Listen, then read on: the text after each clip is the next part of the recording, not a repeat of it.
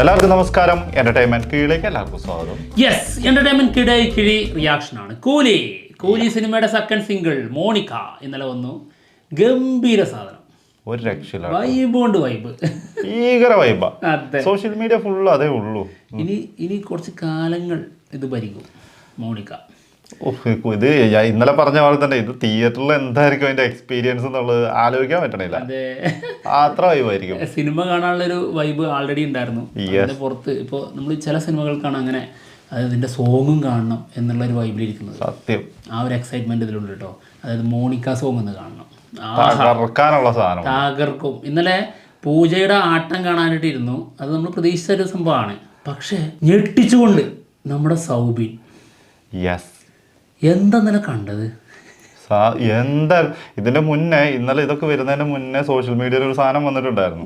അതായത് മറ്റേ എന്താ തലൈവറുടെ ആട്ടം പാത്തിർക്ക്, മറ്റേ കമലിന്റെ ആട്ടം പാത്തിർക്ക്, ഇനി കാണാൻ പോകുന്നത് സൗബിന്റെ ആട്ടമായിരിക്കും എന്നൊക്കെ പറഞ്ഞിട്ടുള്ള പോസ്റ്റുകളൊക്കെ ഉണ്ടായിരുന്നു.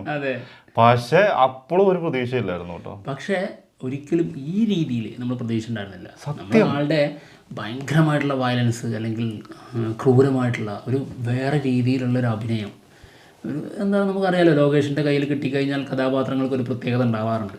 അപ്പോൾ ആ രീതിയിലുള്ളൊരു വൈബാണ് നമ്മൾ പ്രതീക്ഷിച്ചത്. എന്നാൽ ഈ ജാതി സാധനം സോങ്ങിലൊക്കെ വന്ന് മുഴുനീളം ആള്, അതും പൂജയുടെ കൂടെ കട്ടക്ക് നിൽക്കുക എന്ന് പറഞ്ഞാൽ ചില്ലറ കാര്യമല്ല. അതും ആ ഡാൻസിന്റെ സമയത്ത് ആളുടെ എനർജി ഭയങ്കരമാണ്. ഡാൻസിന്റെ സ്റ്റെപ്പുകള്, പിന്നെ അതായത് എനിക്ക് ഓർമ്മ വരുന്നത് എന്താ അറിയോ, പ്രേമല്ലേ. എനിക്ക് ചെറിയ സ്റ്റെപ്പ് ഒന്നും പറ്റൂല സാർ, എനിക്ക് പാടില്ല സ്റ്റെപ്പ് പറ്റുള്ളൂ. സത്യം, ഇതിന് ഒരു സ്റ്റെപ്പും ഈസി ആയിട്ടുള്ള സ്റ്റെപ്പ് ഈസി അല്ല, ഭയങ്കര റിസ്ക്. അതിന്റെ ഒരു വീഡിയോ ഇറങ്ങിയിട്ടുണ്ടല്ലോ, സ്റ്റോറി ഇട്ടിട്ടുണ്ടല്ലോ അല്ലെ, ആ സാധനം എന്തൊരു രസം. അത് എന്താണ് സത്യം, ആ സമയത്ത് കാണിക്കുന്ന സ്റ്റെപ്പുകള് അങ്ങനത്തെ സംഭവങ്ങൾ തന്നെ. അതെ, നല്ല റിസ്ക് ഉള്ള സാധനം, അത്ര റിസ്ക് ഉള്ള സാധനം. അതും എന്ത് സിമ്പിളായിട്ട് കൂളായിട്ട് കളിക്കുന്നത്. പിന്നെ മറ്റൊന്നുണ്ട്, അതായത് ആള് സൗബിനായിട്ടല്ല അവിടെ, ക്യാരക്ടറായിട്ടാണ്, ദയാളായിട്ട് ക്യാരക്ടറായിട്ട് അഭിനയിച്ചു എന്നുള്ളതാണ്, ഡാൻസ് ചെയ്തു എന്നുള്ളതാണ്. ആ സമയത്ത് സൗബിനെ നമുക്ക് കാണാൻ പറ്റുന്നില്ല. അതാണ് അതിന്റെ മികവും. അത് തന്നെയാണ് നമ്മൾ ആഗ്രഹിക്കുന്നതും. തീർച്ചയായിട്ടും ശരിക്കും കിട്ടിയിട്ടുണ്ട്. പിന്നെ ഒരുപാട് പേര് ചോദിച്ചു, അതായത് മലയാള സിനിമ ഇങ്ങനെയാണല്ലോ, തമിഴിലേക്കൊക്കെ പോയിട്ട് അവിടെ ഭയങ്കരമായിട്ട് അങ്ങ് യൂസ് ചെയ്ത് കഴിഞ്ഞാൽ ശരിയായ രീതിയിൽ ഇവിടെ മലയാളികളെ യൂസ് ചെയ്തിട്ടുണ്ടായിരുന്നില്ല എന്നുള്ളൊരു രീതിയിൽ പറയാറുണ്ട്. അതൊക്കെ വെറുതെ, അത് സൗബിനെ യൂസ് ചെയ്തിട്ടുള്ള പോലെ അല്ല. ഭീഷ്മപർവ്വത്തിൽ കീടനല്ലേ, ശരിയാണല്ലോ, ഭീഷ്മപർവ്വത്തിൽ ഡാൻസ് കളിക്കണ്ടല്ലോ, യജ്ജാതി ഡാൻസ് ആണ്. അത് കണ്ടിട്ടായിരിക്കും അത് കൊടുത്തത് തന്നെ. അത് സാധാരണ ഡാൻസാ, അത് ഗംഭീര സാധനമായിരുന്നു സത്യം. അത് വിടും കേട്ടോ. അപ്പം അതുമല്ല, ആളെ യൂസ് ചെയ്തിട്ടില്ല എന്നൊക്കെ, ഡാൻസിന്റെ കാര്യത്തിൽ അല്ലാതെ ആണെങ്കിൽ പോലും ആളെ യൂസ് ചെയ്തില്ല എന്നൊക്കെ പറയുന്ന വെറും മണ്ടത്തരാണ്. നന്നായിട്ട് യൂസ് ചെയ്യുന്നു, ആളെ ഇപ്പോഴും യൂസ് ചെയ്തുകൊണ്ടിരിക്കുന്നുണ്ട്. അത്ര അടിപൊളി ക്യാരക്ടേഴ്സ് ആണ് ആൾക്ക് കിട്ടുന്നതും. എന്തായാലും ദയാള് ഞെട്ടിച്ചു, സൗബിൻ ഇക്ക തൂക്കി. എന്തായാലും പൂജ കൊണ്ടുപോയി, അതുപോലെ സോങ് മൊത്തത്തില് ആള് തൂക്കി, ഉറപ്പല്ലേ. അത് കണ്ടു കഴിഞ്ഞാൽ തന്നെ നമുക്ക് പറഞ്ഞില്ലേ തൂക്കിയെന്ന്, അത് തൂക്കിയത് തന്നെ ഒറ്റ നോട്ടത്തിൽ. ഇതിങ്ങനെ ഒരു ട്രെൻഡായി ആരെങ്കിലും ഒക്കെ പറഞ്ഞു കേട്ട് പിടിച്ച് അങ്ങനെയല്ലേ, അത് ഇറങ്ങിയിൽ തന്നെ എല്ലാവർക്കും ഒരേപോലെ തോന്നും. അതേ പറഞ്ഞ ആ ഒരു ഡാൻസിന്റെ സ്റ്റെപ്പുകളും അതിന്റെ വൈബും ഭയങ്കരമാണ്. ഇതിപ്പോ സിംഗിളാണ് വന്നിട്ടുള്ളത്. ഇനി ഇതിന്റെ ഫുൾ വീഡിയോ സോങ് വരുമ്പോ എന്തായിരിക്കും ഡാൻസ്, അതാണല്ലോ തിയേറ്ററിൽ കാണാൻ നിൽക്കുന്നത്. അതെ, അപ്പൊ സൗബിന്റെയും പൂജയുടെയും അതെ ഒരുമിച്ചുണ്ടാവും. കാരണം ഇത് എപ്പോഴെങ്കിലും ഏതെങ്കിലും ഒരു ഭാഗത്ത് ഒരു ടീം കളിക്കുന്നതല്ല, ഈ ടീം മൊത്തത്തിൽ ഒരൊറ്റ സോങ്ങിൽ ഫുള്ള് കളിക്കുകയാണ്. അപ്പോൾ മുഴുനീളം രണ്ടുപേരുണ്ടാവും. പൂജക്ക് ഇപ്പോൾ എത്ര സോങ് ആയി? നോട്ടബിൾ സാധനം ഒന്ന് കനിമ, സൂപ്പർ സാധനം. അറബിക്കുത്ത്, എൻ്റെ പൊന്നെ, റെട്രോ ബീസ്റ്റ്, പിന്നെ ഗുട്ടബൊമ്മ, എൻ്റെ മോനെ പൊളി സാധനം, അടിപൊളിച്ച സാധനം. എന്താണ് വൈകുണ്ഠാപുരം. പിന്നെ ഇതാ ഇപ്പൊ അടുത്തത് കൂലിയിൽ പൊളിച്ച്. ശരിക്ക് നമ്മുടെ തമന്നയുടെ ജയിലറിലുള്ള സോങ് ഇല്ലേ, കാവാല, ആ സോങ്ങിന്റെ അതേപോലെ ആഘോഷിക്കാൻ പോകുന്ന സാധനം. തീർച്ചയായിട്ടും എനിക്കിതിൽ ഏറ്റവും ബെസ്റ്റ് എന്ന് സിംഗിൾ മാത്രം വെച്ചിട്ട് പറയാം കേട്ടോ. വീഡിയോ സോങ് വന്നിട്ടില്ല എങ്കിലും പറയാം.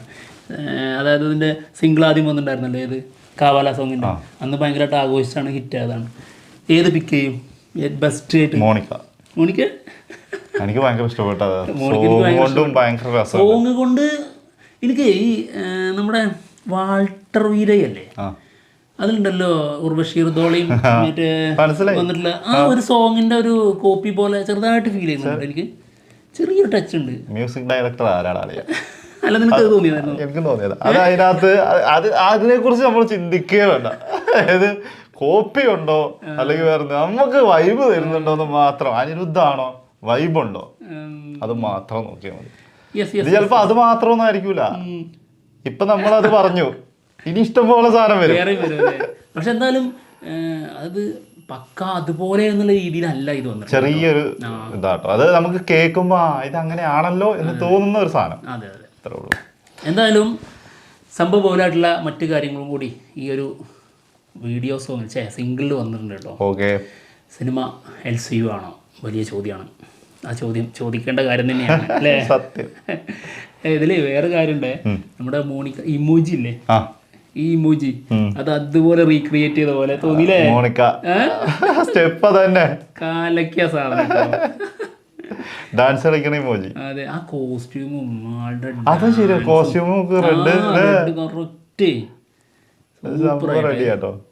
എന്തായാലും കൈദിയിലെ വില്ലന്മാരുണ്ടല്ലോ, അവര് നമ്മുടെ സൗബിക്കൻ്റെ കൂടെ അപ്പുറത്തുണ്ട്, ദയാളുടെ കൂടെ. അപ്പോൾ അതിനർത്ഥം ഇത് LCU ആണ് എന്നും പറയാം, LCU അല്ലെന്നും പറയാം. അത് ശരിയാ. അതെ, കൂലി എന്ന സിനിമ കൈദിക്ക് മുൻപാണെങ്കിലും ശേഷമാണെങ്കിലും, അതായത് ഇവരതിൽ കൊല്ലപ്പെടുന്നൊന്നുമില്ല. അതെ, കൈദിയില് മരിക്കുന്നൊന്നുമില്ല. വില്ലന്മാരായിട്ട് വരുന്നല്ലേ ഉള്ളൂ.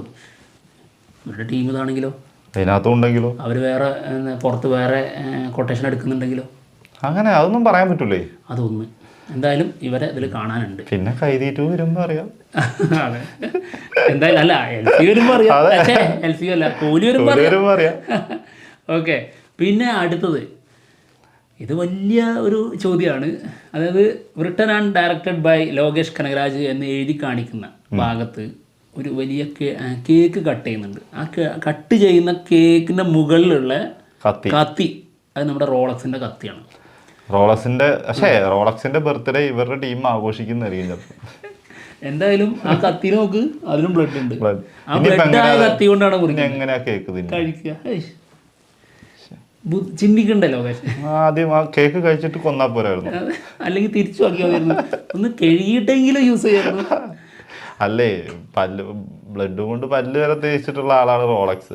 പിന്നെ അങ്ങനത്തെ ഒരാൾക്ക് എന്ത് തേങ്ങയെന്ന് അറിയണ്ടേ? അങ്ങനത്തെ ഒരു മൈൻഡ് ആണെങ്കിലേ അല്ല, ഇതുകൊണ്ട് ഇത് LCU ആണെന്ന് പറയാൻ പറ്റില്ല, അല്ലെന്നും പറയാൻ പറ്റില്ല കേട്ടോ. അതെ, ഇത് ഉണ്ട് എന്നുള്ളത് കൊണ്ട് ആ ഒരു, പിന്നെന്താ അറിയോ, ഈ രീതിയിലുള്ള വെപ്പൺസും കാര്യങ്ങളും ആ ഒരു മൈൻഡുള്ള ഒരാളാണ് ലോകേഷ്. അതുകൊണ്ട് ആ സംഭവങ്ങളൊക്കെ വരുന്നുള്ളൂ. അതെ, ഇനിയിപ്പോ ആ ചെയറും വന്നിട്ടില്ല. ആ ചെയർ എല്ലാത്തിലും ഉണ്ടാവും. അത് ലോകേഷിന്റെ രീതിയാ. അതൊന്നും നോക്കിയിട്ട് LCU ആണെന്ന് ഉറപ്പിക്കാൻ പറ്റില്ല. അതായത് ഇങ്ങനത്തെ ഒരു മാസീവായിട്ടുള്ള ഒരു നായകന് എപ്പോഴും ഇരിക്കാൻ കൊടുക്കുന്നത് ആ ചെയറാ.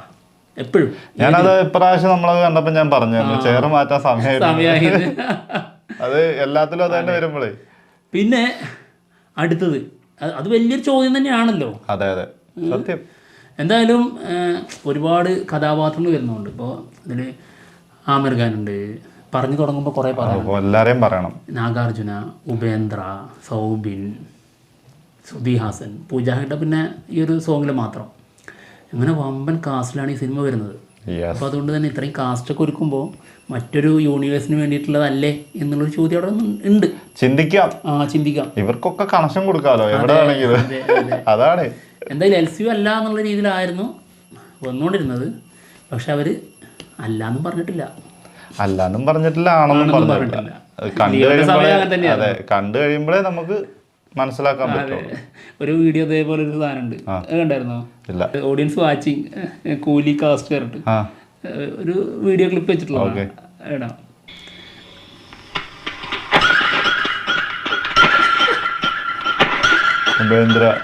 നാഗാർജുന, രജനീകാന്തൊക്കെ പോയി. ആമിർ ഖാൻ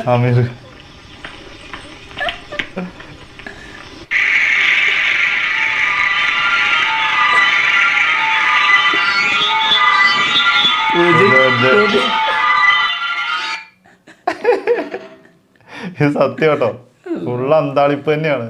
അതെ, എത്ര ആൾക്കാരാണ് എവിടുന്നൊക്കെയാണ്. അതും സിനിമേന്റെ വലിപ്പം അതാണ്. അതുകൊണ്ട് തന്നെയാണ് ഈ LCU ആണോ എന്ന് കരുതുന്നവർക്ക് അങ്ങനെ വിചാരിക്കുകയും ചെയ്യാൻ പറ്റും.